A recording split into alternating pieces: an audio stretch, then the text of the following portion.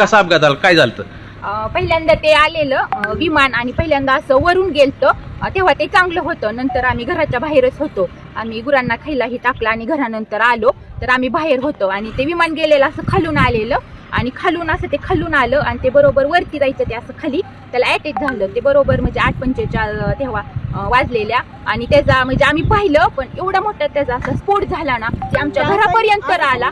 असं ते फिरलं आणि खालीच क्रॅक झालं. ते धावपट्टीवर गेलंच नाही तसं असं जाग्यावर त्याचा स्फोट झाला. आम्ही एवढं घाबरलो तरी पण म्हणजे ते आले वरून पोलीस ही. मग आम्ही गेलो त्यांना नंतर 15 मिनिटं थांबले. मग आम्ही घरून तरी पण आम्ही पाणी आणलं बादल्यांनी पाणी घेऊन आलो. त्यांच्यापाशी पाणी दिलं विजवलं आणि ती बॉडी अशी साईडला पडलेली आणि त्यांचं मुंडकं ही पूर्ण म्हणजे साईडला होतं ना अशी निम्मी बॉडी होती ती आम्ही पूर्णपणे पाहिलेली बॉडी. आणि नंतर ते म्हणले कापड वगैरे मग आम्ही ब्लँकेट ही सगळं गुंडाळायला दिली आणि तसं झाल्यानंतर 15-20 मिनिटांनी मग ते गाडी आली आणि ते बॉडी अशी गुंडळून नेली.